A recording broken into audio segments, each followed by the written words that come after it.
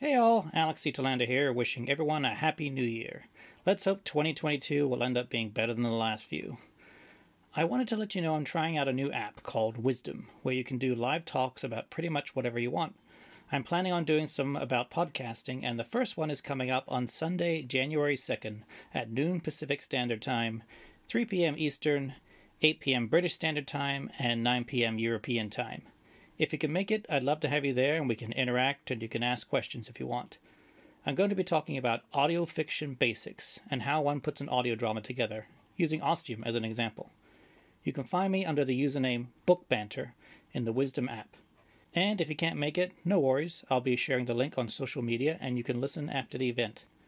Okay, on with our next Behind the Ostium.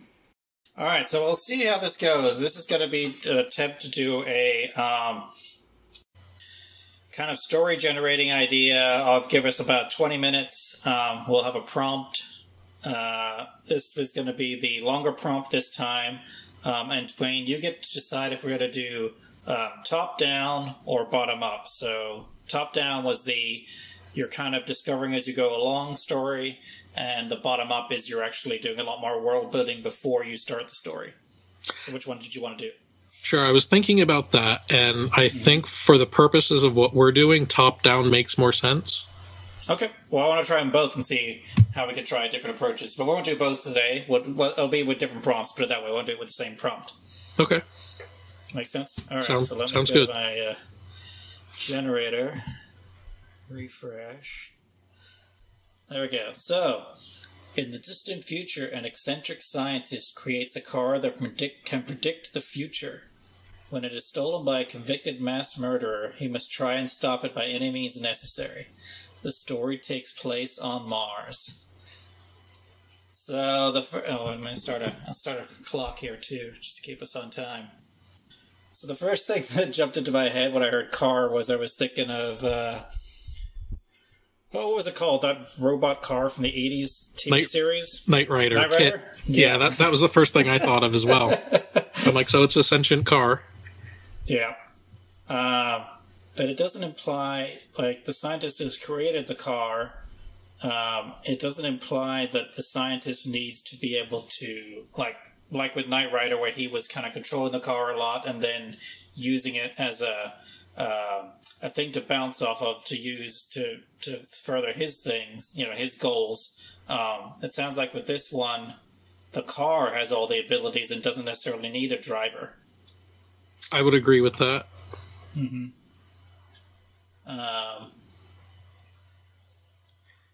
And the fact that it's stolen, though, does make it seem that the car has at least an override of some kind. Mm-hmm.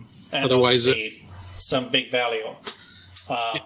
The mass murderer must need the car for some reason.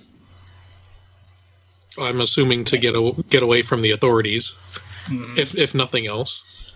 Or maybe he needs it to predict his next murder. Maybe he's been doing it for so long and hasn't been caught, and now he's looking for some new fodder and he can't find anyone. He wants something to spice up his killing spree. or ways to avoid the authorities during his next murder. Right. Maybe the authorities are on his tail so close. They're getting closer now, so he's getting worried. He's been doing this for 5-10 years or something. He's going to use the car to try to outmaneuver the authorities. Mm-hmm. All right, so that's his reason for doing that. So how does he steal the car? Let's come up with an idea with that, because that'll be probably the opening of the story, right? I think it would be really hard to steal a car that can predict the future. If the car, especially since the car is the one that's predicting the future, you would think it would know it was going to be stolen.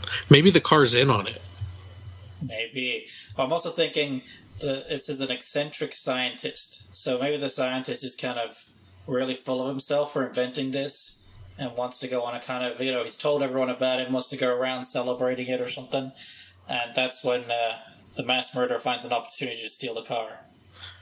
Or the eccentric scientist is a Jekyll and Hyde, and he is the mass murderer. Actually, I just realized it said convicted mass murderer. Oh, this is true. Oh, so I guess to the mass murderer escape? Maybe. Oh, so now maybe the mass murderer escaped from prison or whatever after being convicted. Maybe he was going to get the death penalty. He was going to get the chair or the lethal injection or something. But he managed to sneak out at the last second. Sure, maybe Mars is like Botany Bay. Even though even though he's convicted, there's no need for a prison because you're on Mars. Maybe they send all their people there. All the refuse, the people we don't want on Earth, we send them to Mars now. Seems expensive. And then the moon. Well, this is the distant future. Remember, that's the first part. So maybe the moon is this fancy, noble, rich area, and then Mars is the crappy, low-class area that we throw all the stuff we don't want. I can see it happening, yeah. And maybe the scientist was using that area as his lab because it's cheaper that way. cheaper lab space over there. But I'm definitely getting the feel that because the car is, sentient in that way and can predict the future, it knew it was going to happen. So maybe it wanted it to happen. Not that it was bored and wanted to go on an adventure. Maybe it just really hated its creator because he's so eccentric. Could be that the car is playing like a double agent. Allowing the mass murderer to think that it stole the car, but the car is just doing what it needs to do to bring the mass murderer in. Oh, so that can be the whole setup for it. So it opens with the mass murderer basically facing his death sentence. He's about to get what future way of executing someone? What can we come up with? Oh, I don't know. You're on Mars. Throw them into the sun. How about that? Throw them into the sun. I think exposure on Mars would be good enough. Kick him out of the dome. Well, maybe he was about to get kicked out of the dome, or he did get kicked out of the dome, Total Recall style, and started, swelling up. But then the car was there to rescue him. I would have to assume the car is self-driving. It just has to. Yes, obviously, yeah. It's the future, and yeah, I mean, if you're going to create a car that can predict the future, why wouldn't you use that? All right, so he gets kicked out of the dome. He's about to die, and the car is there to save him because the car knew he was going to be there. So then they drive off into the sunset or the Mars set. And what happens next? Well, I would have to think that the car being from the future isn't just a land vehicle, but possibly can fly. Maybe not suborbital, not interstellar. But that Back to the Future style, the wheels fold up and it takes off. Sure. Because I'm just thinking, Mars is very dusty. It seems like if something was on the ground, it would be very easy to track.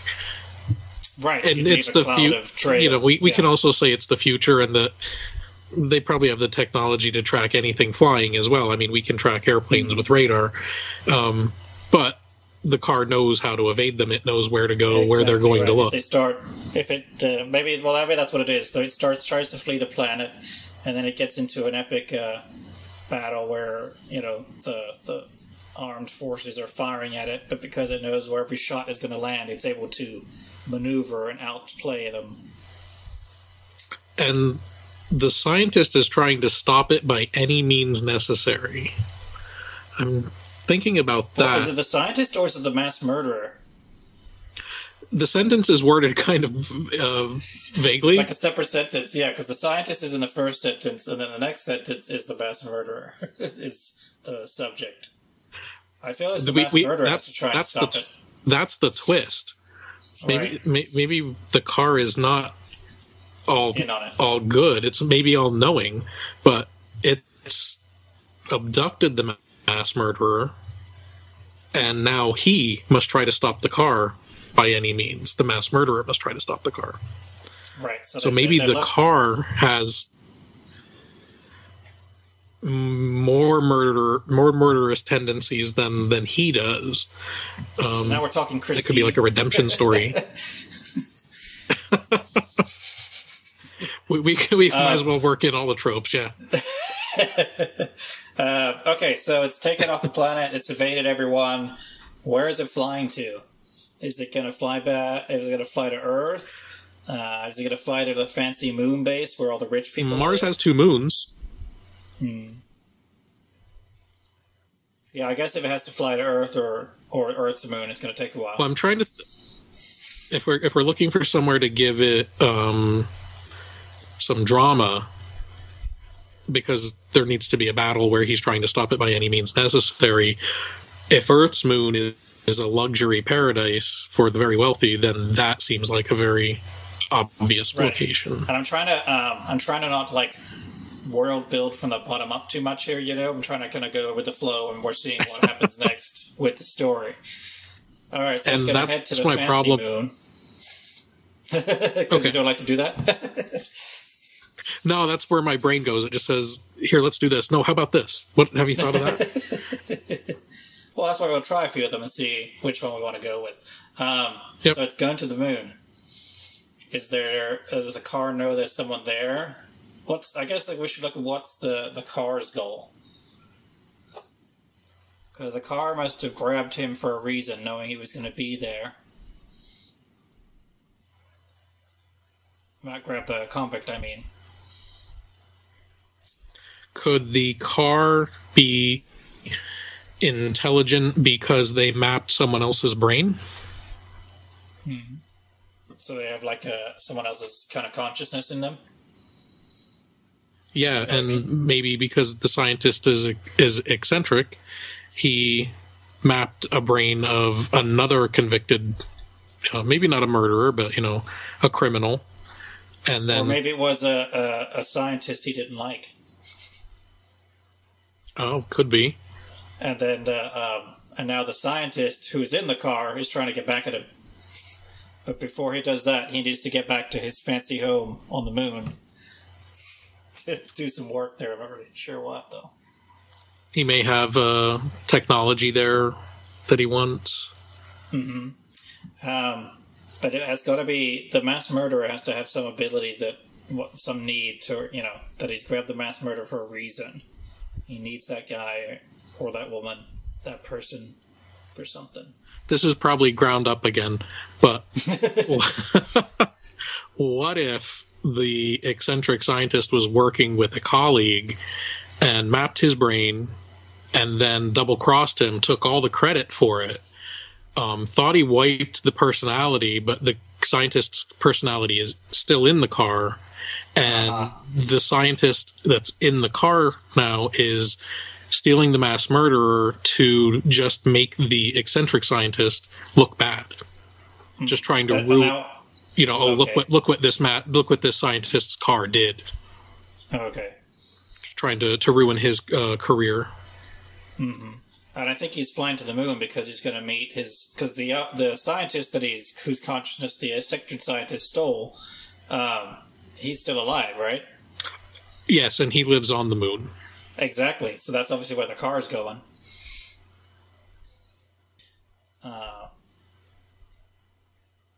And I'm trying to think what. So obviously they've tricked this mass murderer and brought them along, and they're going to use him in some way to get back at the eccentric scientist.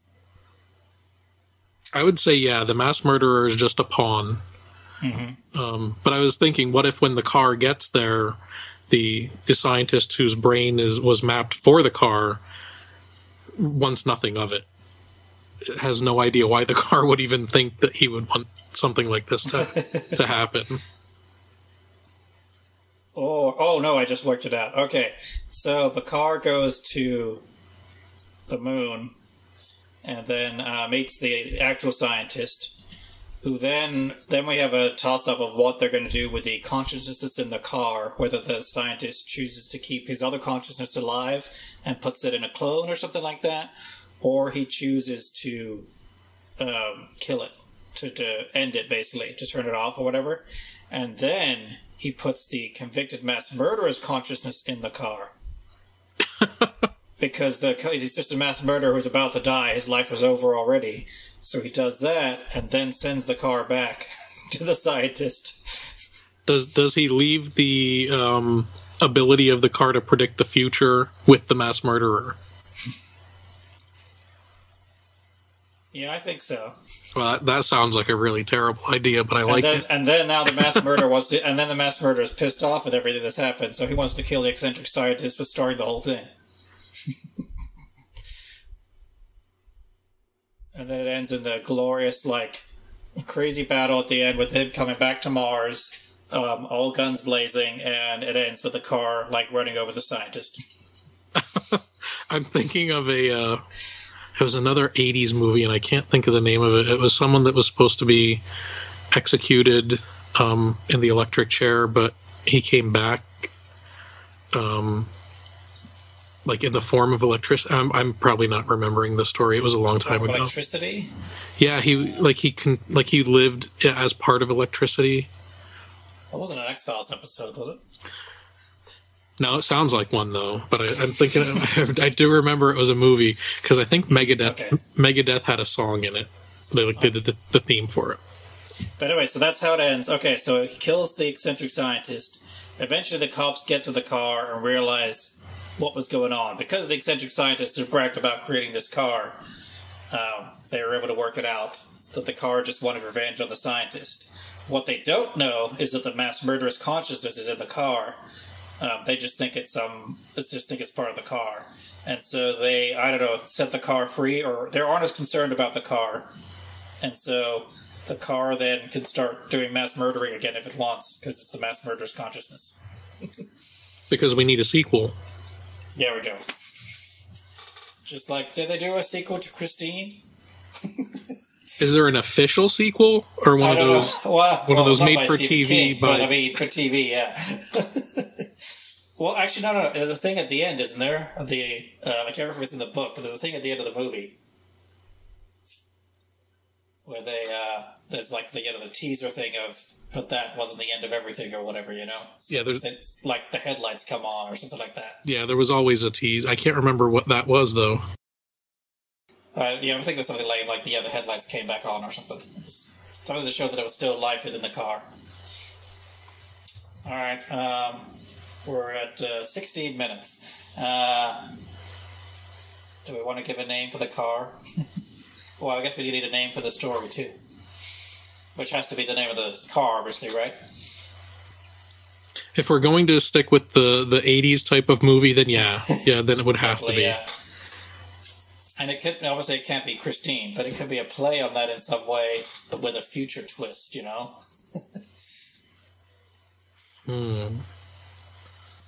Do we want to keep it a female name? It doesn't have to be. It can be whatever works. Something that strikes your fancy. My mind is going to playing with HAL 9000 in some way. But HAL 4x4 or something. What kind of... Well, I guess it's a future car, so it's not your usual looking fancy Cadillac or whatever, Or maybe it's like the cheesy RV in Spaceballs. I was thinking the moons of Mars are called Phobos and Deimos. Mm-hmm. Could be a play on that. Phoebe sounds like a really fun name that you wouldn't think would be a mean car. But obviously if it's going to be an 80s movie, whatever, it has to be Phoebe 5000, right? Or something. That is true. Actually, Phoebe 5000. Or maybe it can be Phoebe 2221 or whatever for the year that it is set in. Is that too far in the future for an 80s movie? All of them thought things were going to happen by now. Oh, that's true. So, 2050? Maybe, yeah. Where Mars has become a prison colony, the moon is a rich habitat, and Earth is just the same. I'm sure it's dystopian in some way. Okay, I think we'll call it on that. Okay. That was an interesting story. Phoebe 2050.